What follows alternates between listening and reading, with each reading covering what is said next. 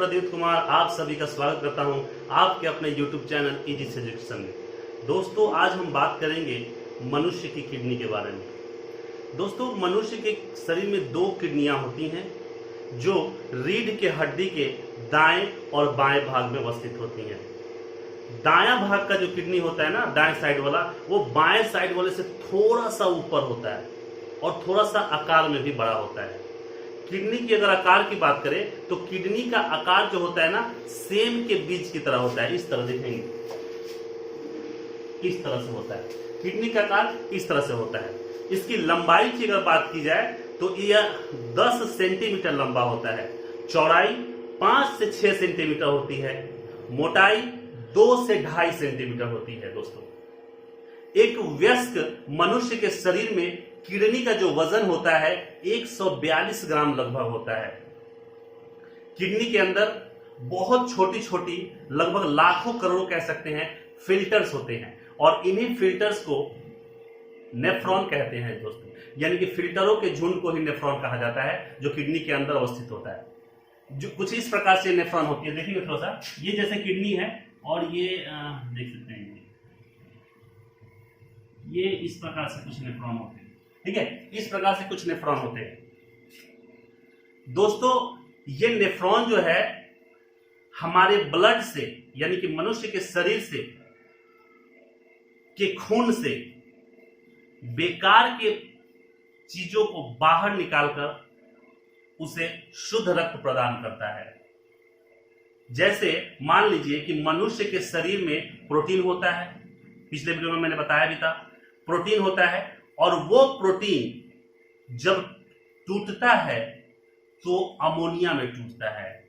Ammonia जब टूटता है तो वो यूरिया में टूटता है। दोस्तों और ये यूरिया हमारे शरीर के लिए थोड़ा भी अच्छा नहीं होता है, मतलब एक विष जहर की तरह कार्य करता है हमारे शरीर में।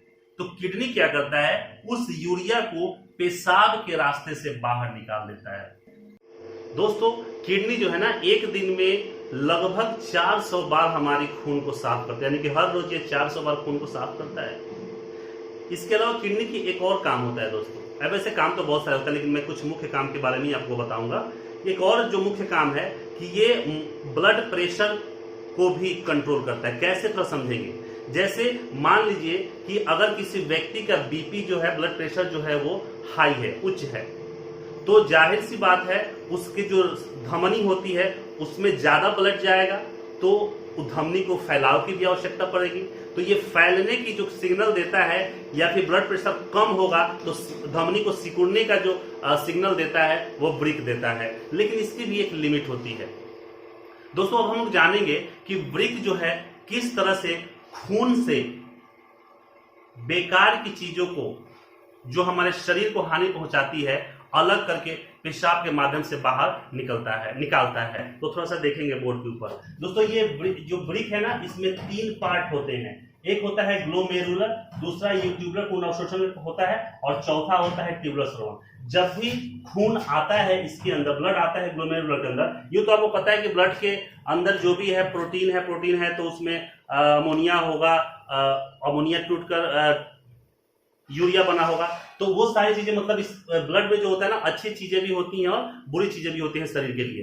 तो जब भी ये किडनी के अंदर ग्लोमेरुलर प्रोसेस में आता है तो ग्लोमेरुलर क्या करता है, ग्लोमेरुलर बुमन संपुट, ये एक वर्ड है बुमन संपुट, जो ग्लोमेरुलर की दीवार होती है, मतलब बुमन संपुट की जो दीवार होती है, सॉरी, ग्लोमेरुलर की जो दीवार होती है उसे बुमन संपुट बोलते हैं।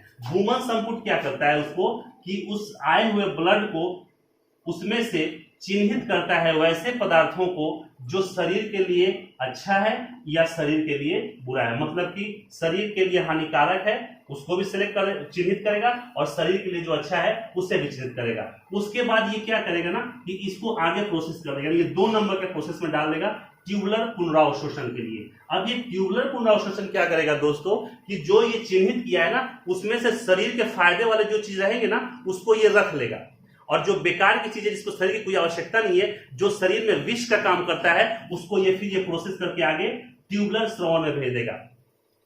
और ट्यूबुलर श्रवण से क्या करता है, कि मूत्र के द्वारा इसे बाहर निकाल देता है। तो इस पूरे प्रोसेस से हमें यह चीज समझ में आई कि किस तरह से खून से अच्छे पदार्थों को किडनी छांट लेता है और बुरे और बेकार पदार्थों को पेशाब के जरिए बाहर निकाल देता है। दोस्तों इस छंटनी की प्रक्रिया में जो पदार्थ इंसान के शरीर के लिए खून में अच्छे हैं या फिर जो पदार्थ इंसान के शरीर के लिए बुरे हैं खून में,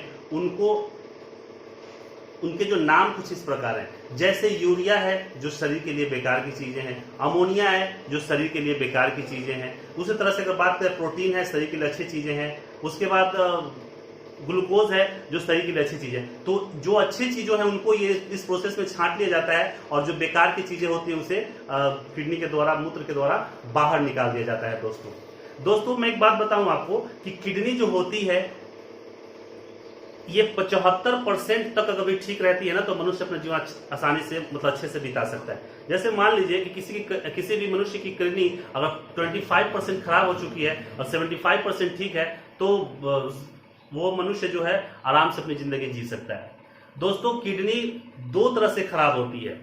पहला जो है एक्यूट किडनी और दूसरा है क्रोनिक किडनी। दोस्तों एक्यूट किडनी जो होता है ना, जब किडनी में सही तरीके से ब्लड नहीं जाता है, मतलब ब्लड का बहाव जो है वो सही तरीके से नहीं होता है, तो उस बीमारी को बोलते हैं एक्यूट किडनी। और ये एक्यूट किडनी जो होता है ना, ये जनरली इलाज से ठीक हो जाता है। लेकिन अगर बात करें क्रोनिक किडनी की, तो ये क्रोनिक किडनी क्या होता है कि जब हमारे किडनी वाले जगह पे चोट लग जाता है या फिर किसी तरह से उस किडनी पे चोट पहुंचाया जाता है तो उसको बोलते हैं क्रोनिक किडनी। और ये क्रोनिक किडनी का इलाज का सिर्फ और सिर्फ एक ही उपचार है जिसको हम लोग बोलते हैं हीमोडायलिसिस।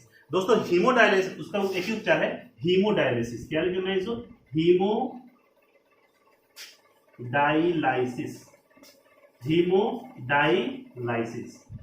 और ये हीमोडायलिसिस के बारे में मैं आपको थोड़ा सा बताऊं, ये होता क्या है कि जब मनुष्य की किडनी खराब हो जाती है तो उसके जगह पे एक कृत्रिम किडनी लगाई जाती है, मतलब बनावटी किडनी लगाई जाती है जो किडनी के समान ही कार्य करता है।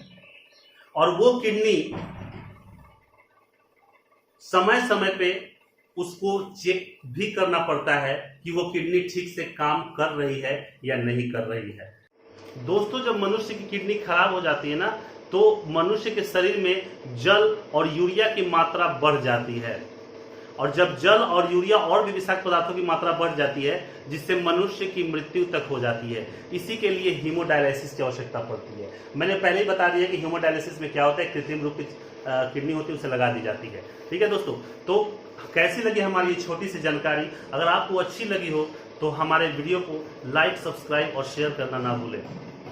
दोस्तों जब भी बेल आइकन को प्रेस करें, ऑल का ऑप्शन जरूर प्रेस करें, क्योंकि उससे जो भी हमारी वीडियो बनेगी आप तक उसका नोटिफिकेशन पहुंचता रहेगा। तब तक मिलते हैं अगले वीडियो में, तब तक के लिए नमस्कार।